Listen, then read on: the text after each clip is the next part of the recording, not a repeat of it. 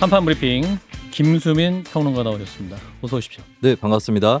더불어민주당 대선 후보 경선 어제 막을 내렸는데 결과는 결선 투표 없이 이재명 후보가 선출이 됐습니다. 하지만 이낙연 후보 측에서 이의를 제기하면서 결선 투표를 주장하고 있죠. 네, 일단 개표 결과를 말씀드리면 이재명 후보가 유효 투표수의 50.29%를 얻어서 본선 진출을 확정지었습니다.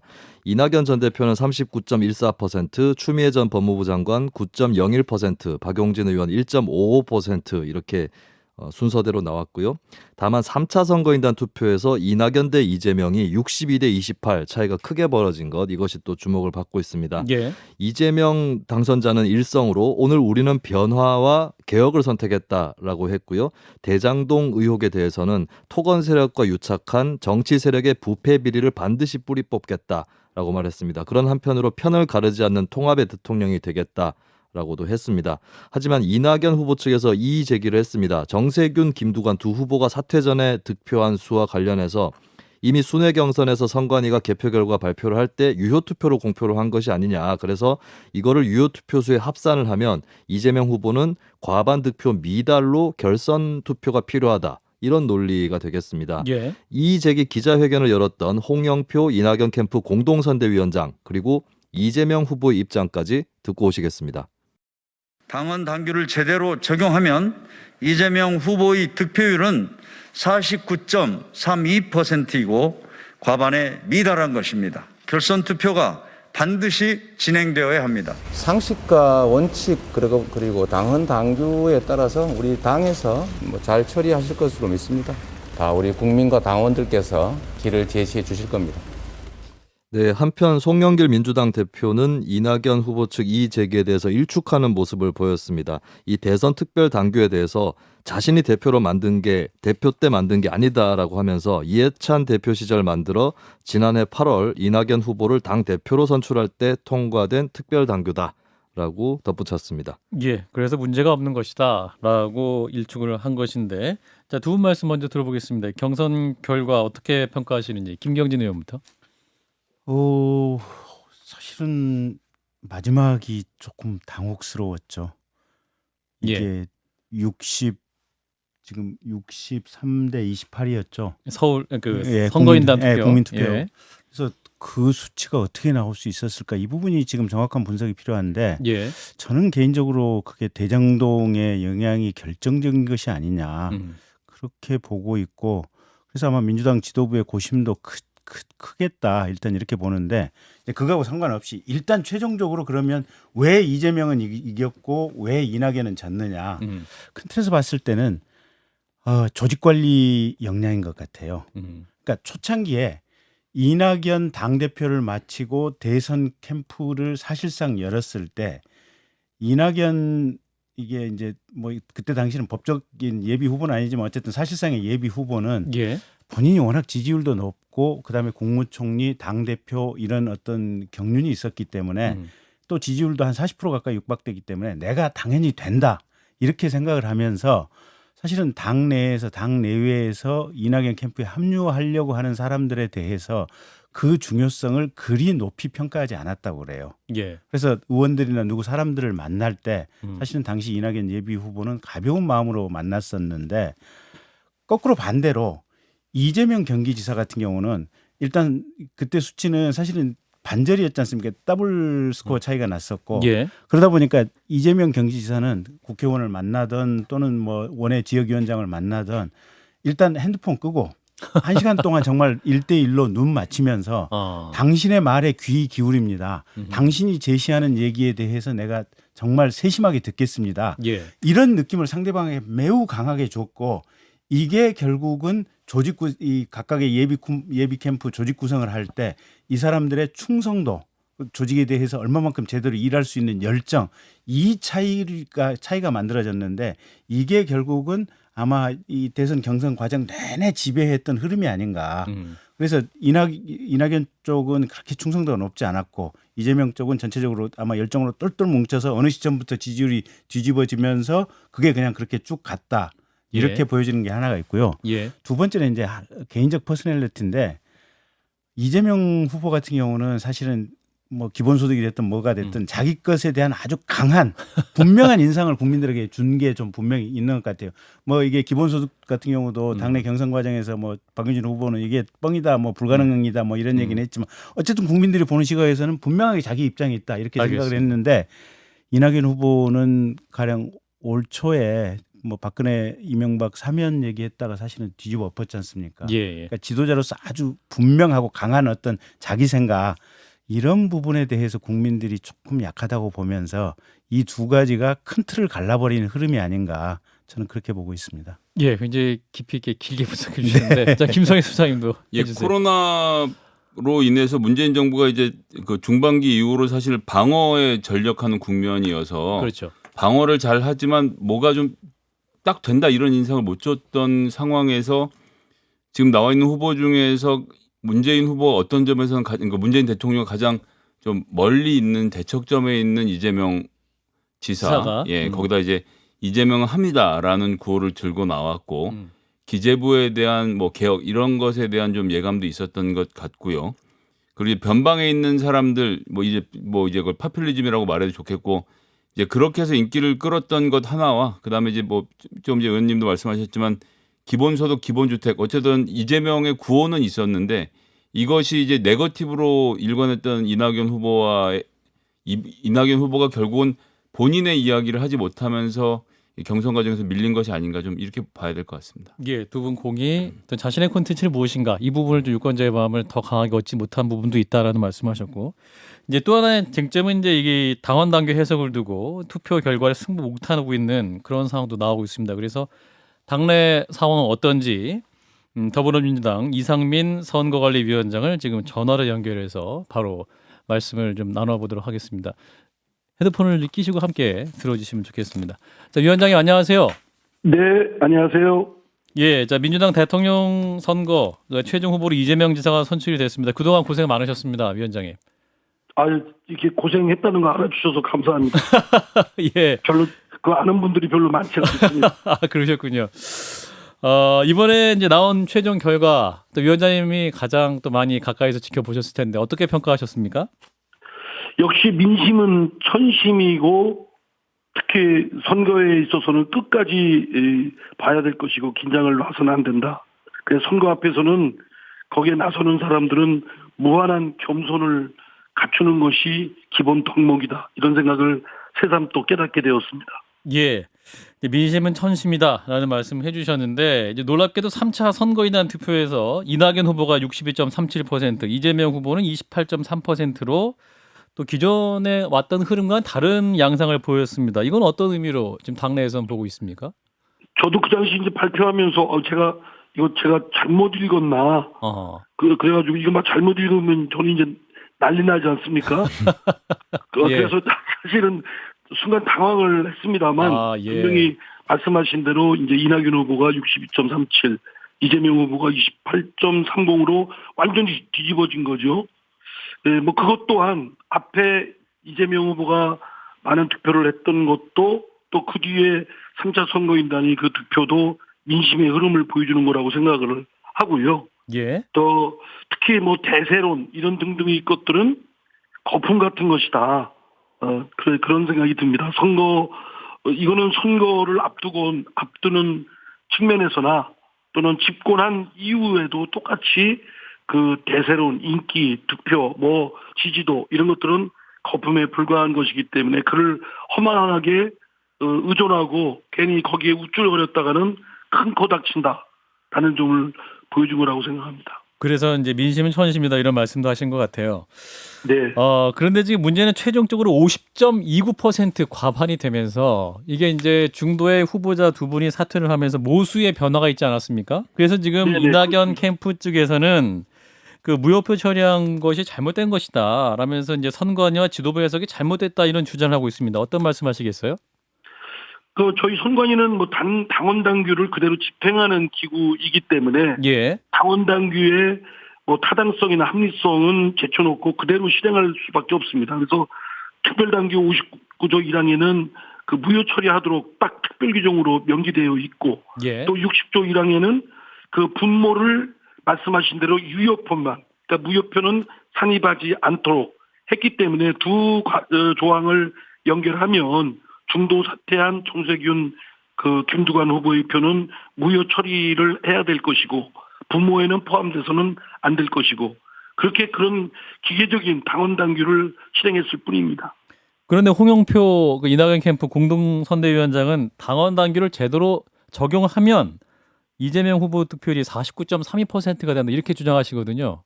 예, 그거는 이 당원 당규에 대해서 여러 시각이 있을 수 있고 예. 또 의견도 있을 수 있다고 봅니다. 그렇기 때문에 유권 기구라는 것이 인정을 하고 우리가 그에 대한 그 결정에 대해서 존중하고 따라줘야 되는 것이 있는 거 아니겠습니까? 예. 선관위가 그에 대한 전속적 결정 권한이 있고 선관위는 만장일치로 이에 대한 지금 말씀드린 그런 기본 입장을 59조, 60조에 대해서 확인 표명을 했고 그에 따라서 실행을 했을 뿐입니다.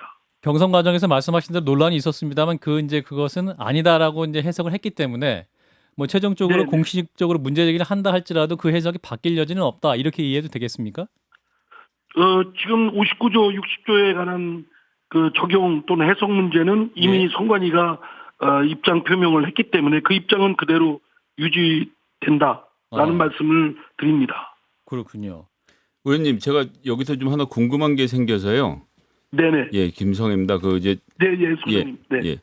선관위에서 그렇게 결정을 했는데 문제제기는 어쨌거나 하는 거 아닙니까?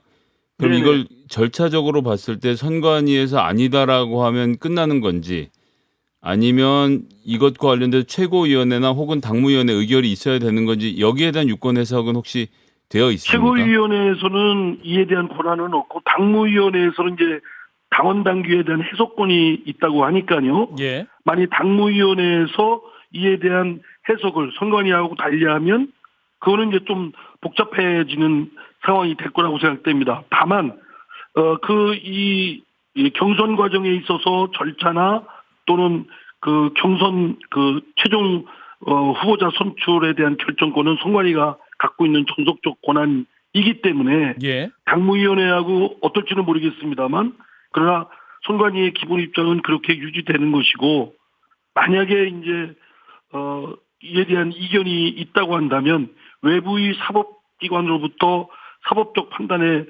받아보든지 아니면 우리는 또 정치적 집단 아니겠습니까? 예. 이런 법률 조항 가지고만 어떻게 어느 게 옳다라고 말씨름하기보다는 정치적으로 해결하는 해법을 찾는 것도 하나의 방법이라고 생각합니다. 의원님 김경진인데요. 그러면 네네.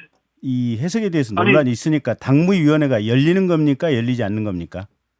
그거는 당대표한테 물어보시고요. 근데 김경진 의원이 어떻게 윤석열 후보 쪽에 가 계세요. 우리 쪽에 와서 같이 하여튼 능력을 이게 많이 평가해 주셔서 감사합니다, 선배님. 근데 당무위원회 그러면 이건과 관련해서 당무위원회 개최 여부에 대한 결정은 누가 하는 겁니까? 그거는 당대표가 소집 권한이 있습니다. 당대표. 그러면 송영길 대표가 이거를 당무위원회를 소집하느냐 소집하지 않느냐를 결정하는군요. 그렇죠. 그래서 당무회의의 소집을 이낙연 후보 측에서 정세균 후보 사퇴가 나서 이 득표율 계산 문제와 관련할 때 당무회의를 요구를 했는데 그 대표와 최고위원회에서 의논한 끝에 당무회의 소집은 안 된 걸로 전해 들었습니다. 그렇다고 한다면 이 건 같은 경우도 한 번 당무위원회 소집이 부결됐기 때문에 이낙연 후보 측에서 공식적으로 이의 제기했지만 당무위원회 소집이 다시 될 가능성은 매우 적고 그렇게 된다면 이재명 후보 문제는 거의 확정됐다 이렇게 봐야 되겠군요. 그거는 제가 당무회의 소집에 대해서는 예단할 수 없고요. 그건 당대표나 최고 지도부에서 결정할 사항으로 거기서 논의를 아마 하겠죠. 의원님 이제 지금 쭉 벌어지는 논란의 과정을 보고 제가 지금 아직도 잘 이해가 안 되는 대목은 이낙연 캠프에서 관련된 문제 제기를 했고 이 무효표 관련돼서 거기에 대해서 지난번에 직접 와서 말씀하셨을 때 들었지만 선관위에서 전원 일치로 해서 아니다 이 문제 없다라고 판결까지 하신 거 아닙니까? 그럼 그걸로 그때 당시에 문제 제기가 결말이 지어졌다라고 볼 수 있었던 거 아닌가요? 그 외에 어떤 조치를 더 취하지 않았기 때문에 이번에 같은 종류의 문제 제기가 또 나온 걸로 봐야 될까요? 글쎄요. 사퇴한 후보가 정세균 후보님도 사퇴하시고 김두관 후보도 사퇴하셨지 않습니까? 예. 처음에 이제 정세균 후보 사퇴해서 이 문제가 이제 불거지고 논란되었을 때 선관위가 조속히 하여튼 결론을 내야 되겠다고 해서 아까 같은 결정을 내렸고 예. 그리고 쭉 진행해 왔습니다.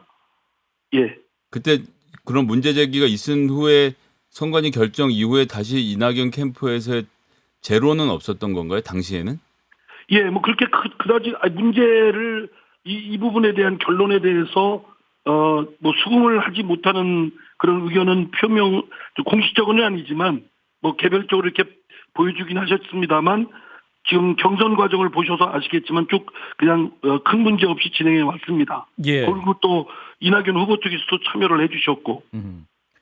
그리고 오늘 어제인가요? 그 문재인 대통령도 축하 인사를 전하면서 원만한 경선 절차 진행을 기쁘게 생각한다 이렇게 청와대에서 입장이 나왔기 때문에 사실상 청와대 역시 이 과정에 문제 없다고 인지하고 있어서 또 더불어 송영길 대표도 문제 없다라는 입장을 오늘 밝혔기 때문에 사실상 더 이상 논의될 가능성 없는 거 아닌가요? 그 뭐 청와대 또는 대통령의 그 말씀이 있었다고 해서 그것이 뭐 어느 그 결정이나 저 절차의 정당성을 그 근거가 될 수는 없다고 보고요. 그건 예. 뭐 대통령의 그 덕담이고 또 축하 메시지라고 생각을 하는 것이고 뭐 그거와는 대통령의 뜻과는 관계없이 저희 선관위에서는 당원 당규에 규정되어 있는 걸 기계적으로 실행을 했을 뿐이다. 이거를 벗어나서 명백히 있는 명시적 규정들을 무시하고 달리 집행할 수는 없었습니다. 그런데 이제 이낙연 캠프에서는 이 결선 투표를 실현하기 위해서 모든 방법을 취하겠다 이런 입장이거든요. 그러면 이게 대선이 한 5개월 정도 남은 상황에서 원팀이 가능하겠느냐 이런 반론도 나옵니다. 저도요 개인적으로 선관위원장 입장에서는 결선 투표 하는 것이 좀 좋습니다. 꼭 이번의 경우가 아니라도 흥행을 위해서라도 그러나 흥행을 이거는 위해서라도 누가 한 사람이 좌지우지할 수 있는 성격은 아니지 않습니까? 예. 50.29 나온 것도 당심과 민심이 결정을 한 거기 때문에 예. 그거는 설사 0.01%로 이겼다 하더라도 그거는 존중하고 따라줘야 되지 않을까라는 것이 제 선관위원장으로서의 개인적인 바람입니다. 예. 더 이상의 그렇다면 결과를 가지고 어떤 논란은 없었으면 좋겠다 이런 바람으로까지 읽어도 되겠습니까? 예, 그러나 절차나 결정에 대해서 이견이 있거나 이의 제기를 하는 것은 당연한 권리라고 생각되고요. 예. 이런 과정에 있어서 그런 제기가 이 정도의 문제 제기가 있는 건 자연스러운 모습이라고 생각됩니다. 예. 그래서 저희 당에서 당장 어제 끝난 이기 때문에 여러 가지 지지자들의 그런 감정적인 문제도 있지만 자체 역량에 의해서 잘 수습될 것으로 생각됩니다. 그 위원장님, 법원에 가처분 소송이 제기될 가능성은 어떻게 보고 계십니까? 제가 아까 이낙연 후보 쪽에서 이제 저한테 전화가 와서 전화 통화하다 보니까 그것도 생각을 한다 그러더라고요. 그래서 그것도 의견이 다르면 그 선관위 위원장인 나하고 논쟁을 붙을 것이 아니라 의견이 다르면 그 일반 사회에서도 그렇듯이 그 제3자 법률 전문가한테 판단을 받아보는 것도 한 방법이라고 생각된다. 다만 우리가 정치 세력으로서 또 집권 여당으로서 자체적인 역량에 의해서 정치력에 의해서 이런 거를 해결하지 못하는 거는 좀 부끄러운 모습이다. 제가 그런 얘기를 했습니다. 예, 위원장님 말씀 여기까지 듣겠습니다. 고맙습니다. 네, 감사합니다. 네, 더불어민주당 이상민 선거관리위원장이었습니다. 네, 위원장님 말씀 들으셨는데 두 분 어떻게 들으시는지 잠깐 얘기해보죠. 김성희 소장님부터. 저는 가처분 신청 같은 얘기가 나온다는 게 정부 이게 여당 아닙니까? 예. 여당인데 대통령 선거 경선을 자기들끼리 해야지 법원한테 가서 물어보고 검찰한테 가서 물어보고 언제까지 남 밑에서 일을 할 건지 입법부도 이 삼권 분립 사회에서 되게 중요한 역할을 하는 것인데요. 정당은 좀 정당 안에서 잘 해결들 하셨으면 좋겠습니다. 김명희 의원님. 근데 저는 이 59조 1항과 관련해서 지금 이낙연 후보 측에서 얘기하는 게 경선 과정에서 후보자가 사퇴하는 때에는 해당 후보자에 대한 투표는 무효로 한다. 이 규정이 예. 이게 앞으로 무효인지 그러니까 아니면 뒤에까지 과거까지 소급해서 전부 무효인지 지금 근데 당의 입장은 선관위 입장은 과거까지 소급해서 무효인데 앞으로 무효다 이렇게 해석할 여지도 분명히 있어 보이거든요. 다툼 여지가 있다. 네, 그래서 이 부분은 사실은 그때 최초에 이낙연 후보 측에서 문제 제기를 할 때 예. 당무위원회를 소집해서 이건 망치를 쳐놨어야 됐어요. 음. 공식적인 당내 유권 해석이 그때 있었으면 지금 이 논란이 안 생겼겠죠. 근데 이 부분에 대해서 그때 당시 공식적인 유권 해석을 안 해놓으니까 지금 이 순간에 이 논란이 생기는 것 같아요. 예. 일단은 이 뉴스는 여기까지 짚겠습니다. 다음 뉴스. 국민의힘 깐부 논란. 깐부 이게 친구 짝꿍을 의미하는 말인데요. 특히 아이들이 놀이할 때 동맹을 맺는 사이를 이제 깐부라고 말합니다. 이 오징어 게임 드라마 내용 때문에 요즘 회자되고 있는데 국민의힘에도 등장하고 있죠. 네, 깐부라는 표현을 쓴 것은 국민의힘의 윤석열 후보였습니다. 어제 SNS에서 홍준표 의원을 지목해서 우리 깐부 아닙니까? 라고 얘기를 했습니다. 홍 선배님이라고까지 지칭을 했는데 그 이유가 이제 어제 범죄 공동체라는 표현까지 쓰며 저를 이재명 경기지사와 싸잡아서 공격하셨다. 착잡하다라고 계기를 밝혔고요. 우리에게는 정권 교체를 해야 한다는 공동의 목표가 있다. 치열하게 경쟁은 하되 품격 있게 동지임을 잊지 말자. 이런 메시지를 전했습니다. 여기에 대해서 홍준표 의원이 곧바로 응답을 했습니다. 범죄 공동체라는 말에 윤 후보가 발끈했네요. 라고 얘기하면서 윤 후보 캠프에서 우리 캠프를 공작으로 끌어들이는 거짓 선전을 했고 확인되지 않은 경선 결과를 거짓 주장하는 반칙을 일삼고 있기 때문에 한마디 한 것이다. 캠프의 문제 인사들을 단속하고 그들의 거짓 음해에 놀아나지 말라. 깐부는 동지다. 동지는 동지를 음해하지 않는다. 그게 원팀 정신이다.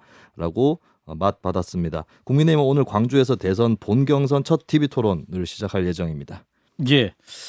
민주당이나 국민의힘이나 서로 이제 같은 깐부 논쟁이 계속 있을 것 같은데 김상현 소장님부터 먼저 얘기해 주실까요? 두 분의 논쟁. 깐부 논쟁. 예, 일단 윤석열 후보가 네거티브 하지 않고 이런 스탠스를 잡는 건 되게 좋은 일이라고 생각해요. 선거 시작해서 지금까지 다른 후보의 공격보다는 본인 콘텐츠를 알리려고 했다는 점에서 저는 높이 사고요. 예. 예, 다른 사람 뒷덜미 잡는 방식으로는 1등이 어렵다는 것이 민주당 경선에서도 증명되지 않았습니까? 그런 예. 점에서는 좀 높이 사고요. 스포를 해도 되나 모르겠는데 스포. 예, 이게 예. 이제 뭐 내용을 해주세요. 알리는 거니까 어쩔 수 없긴 하지만 깐부라는 게 영화 극 중에서도 그렇게 사이가 좋지는 않았습니다. 아, 예, 예. 그 정치 얘기가 아니고 예. 드라마에서. 자, 김병진 의원님. 네.